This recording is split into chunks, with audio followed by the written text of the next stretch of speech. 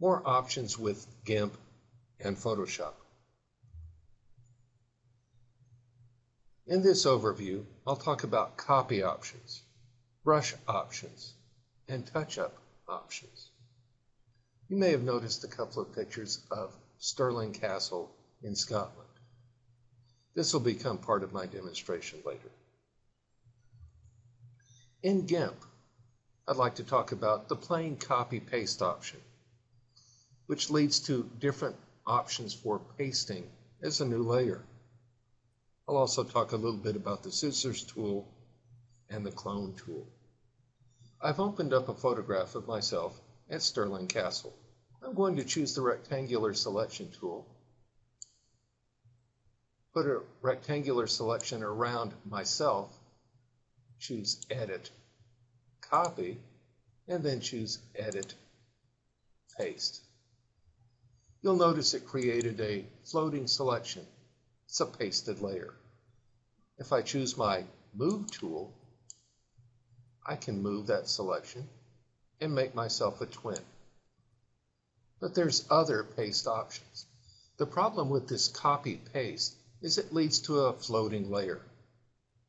That floating layer can be moved, but then it must be anchored into the existing layer, which would not be a good idea because you can no longer edit them separately, or it could be converted into a permanent layer. Let me demonstrate back in GIMP. If I choose Anchor Layer, I now have one layer, and if I was to use the eraser tool to get rid of some of these artifacts, it erases to white. Let's try it as converting it to a permanent layer. I've reset it back to the way it was. I still have a floating layer. This time, I'll right-click and choose to New Layer. Now if I choose my Move tool, I can still move this around independently of the original image. And if I choose my eraser, making sure that layer is selected, I can erase the top layer, revealing the base image. I could also have chosen Paste Into Current Selection. I've selected and copied. I'll draw a new selection area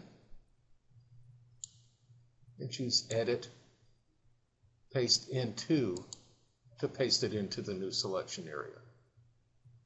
Again, this gives me a floating selection layer, which I'll have to deal with later. I could also have chosen Paste As. Again, my rectangular selection area. This time, choose Paste As. I could just create a new separate image, or I can go directly to New Layer. Using the Move tool, I can now reposition that image.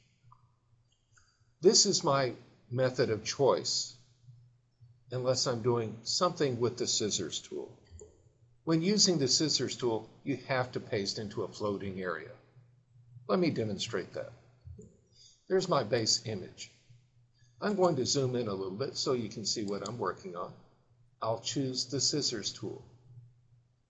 This tries to select around the areas that I'm outlining by playing a game of connect the dots.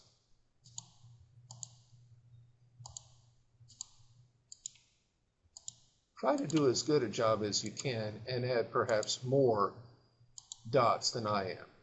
When you have selected the entire area, click in the middle to make the active selection. Choose Edit, Copy Visible, and then choose Edit, Paste. I now have this floating selection layer. I can use my Move tool and start with an image that doesn't have a lot of the clutter that came with the other. You'll notice I cut off parts of my head. So let me show you one more way to do this to get perhaps a little bit more control than the dots would allow. I'm back to my base image. Again, I'm just going to quickly use the scissors tool. Notice I'm being less selective than I was before. click on the selection. You'll notice it did not get part of my foot. Using the selection tool, I can add to that selection. Again, edit, copy, edit, paste, select the floating layer, and use the Move tool. One of my favorite things is rather than trying to select very complex shapes, is sometimes I'll simply clone an area. Back in GIMP, choose the Clone tool. That brush is a little too small. So down here, I'll make sure that it's a hard brush, but I'm going to increase the size. I think that will work. Point where you want to start cloning, press the Control key and click. But this free floating tool is where it will paste to. I'm basically copy pasting with a brush. So now I'll click and start cloning the selected area on the left. One of the big problems with cloning is it stays in the same layer, so if you make a mistake, it's a little harder to deal with. Let me try it a slightly different way. Go to Layer, New Layer, and make sure it's transparent. Select the original layer, hold down the Control key, and reset your copy from point. Then choose the new layer and paste into the new layer. That could be a little more deliberate, but again, I think you get the idea. And then, selecting the new layer and the eraser tool, you can erase the parts that you don't need. Let's try this in Photoshop now. I've opened the same image in Photoshop. And again, you can use the rectangular selection tool. Edit, copy, edit, paste. We don't have as many options, but we don't need any. Because in Photoshop, it always creates a new layer. And using the Move tool, we can simply move it and not worry about any floating layers or anchoring. Again, we could choose the eraser tool and erase down to get rid of some of the artifacts from the copy process. I've reset my image. Let's talk about some of the different options that are similar to the scissors tool. The polygonal lasso tool will let me copy by clicking connect the dots fashion, just as we did before. You notice that it is not clinging to the image. So instead, you might try using the magnetic lasso tool. Again, let me zoom in just a little bit. Using the magnetic selection tool, I'm just going across the outside, and just as I move my mouse around, I can click to make some selection points, but it's also able to create its own selection points as I go. I just think it works better if you are actively participating in choosing the selection as you go.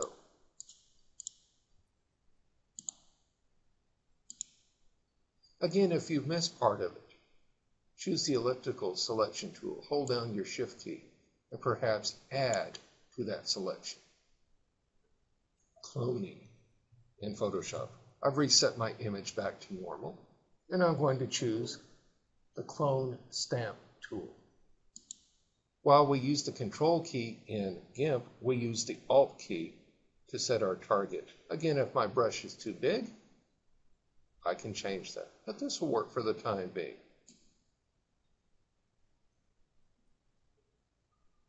Again, one of the problems with cloning is if you're working in one layer, you can't go back and correct anything. I've reset my image. I choose Layer, New Layer, No Color, Transparent. Again, Alt to set my target, switch to the new layer, and clone into the new layer. That way, we can take the eraser tool and erase some of the problems that we cloned over. Let's talk again about the brush options. In GIMP, when you select a tool, you can choose the hardness of the brush.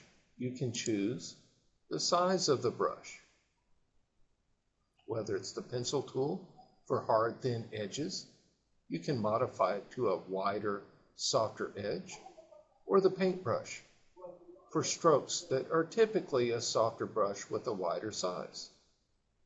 But again, whether you're using the pencil, the brush, the eraser, or the ink tool, you get control over the brush size and the brush shape.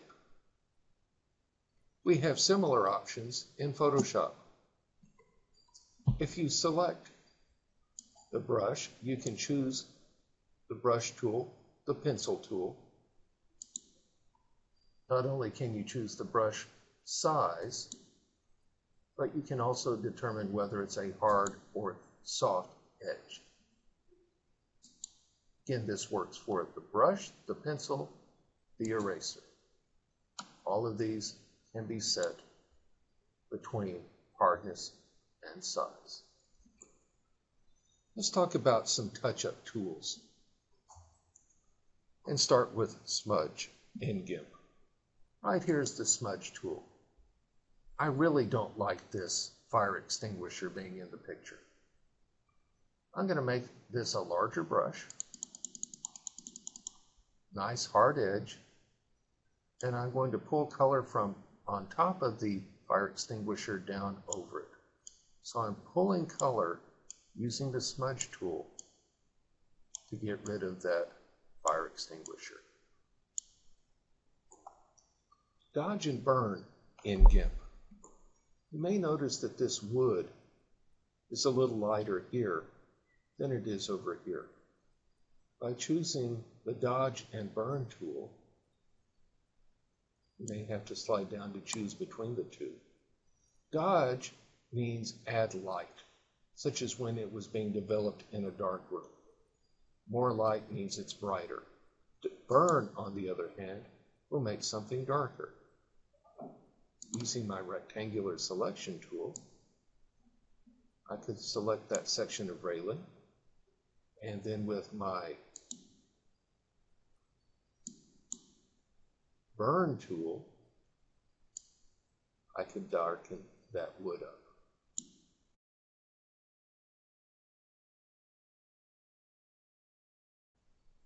So dodge will make an area you have selected lighter or brighter, and burn will make an area you have selected darker.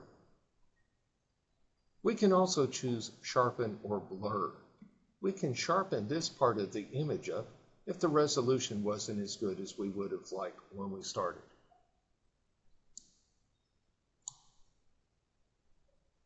Choose the blur or sharpen. In this case, I'll choose sharpen. And just add a little more detail to that image. Red eye removal in GIMP. In GIMP, you would go to the red eye removal filter, which is under Filters, Enhance, Red eye removal. In Photoshop, the tools work almost exactly the same way. We just need to find those tools. In Photoshop, if you press and hold here, you'll see the blur tool, the sharpen tool, and the smudge tool occupy the same space. If you click here, you'll see that the dodge and burn tool occupy the same space. If you select here, you'll notice the red eye removal tool is on the healing tool space. Choose the red eye removal tool, click on the eye, and it will automatically correct it.